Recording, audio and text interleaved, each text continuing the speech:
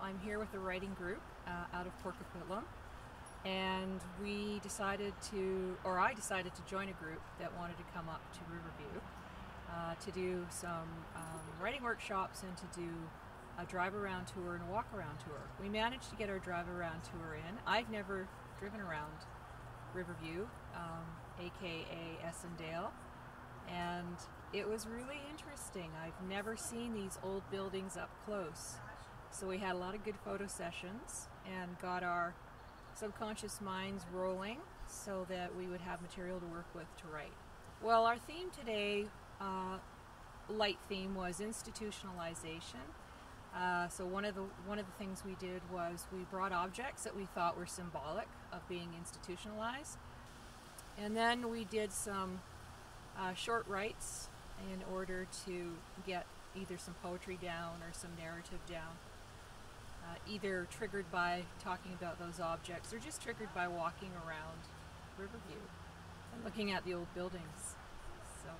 So you guys, one of the places you visited was the gravestone, the cemetery. Yeah, that was interesting. I'd never been there before, and so I didn't know what that area was, what that land was all about.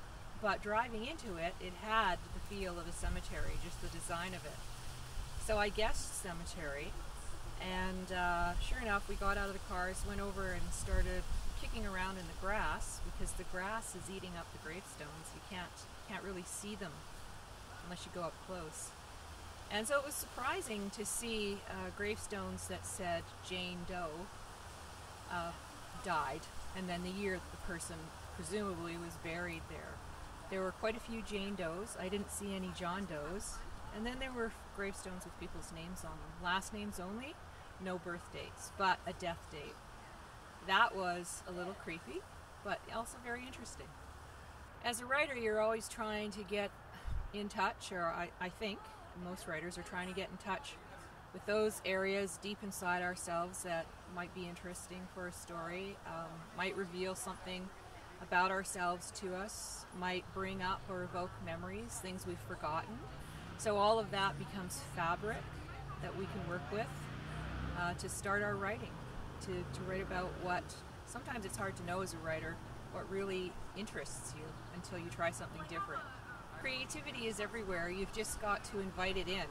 And so doing a tour like this, whether you're touring the old buildings, the grounds, or you're looking at the old trees that are here, all of that invites the creative mind to go to work. So we basically planted the seeds by coming here, and then we had our talk, our circle, and our narration, and now we're all writing. And we'll probably all go home and write for a long time after this about everything that we consciously were aware of, and a lot of stuff that we were not consciously aware of.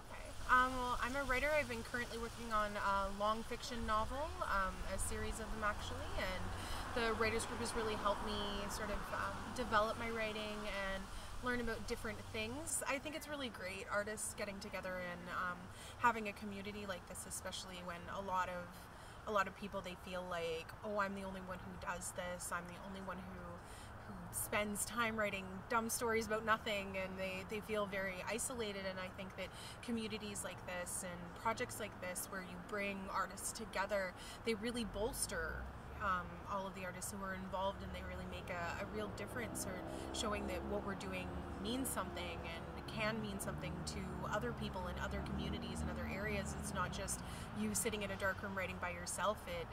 It reaches out and touches people, and I think a lot of people who create things, they feel like they're the only ones, and it's something so internal to them.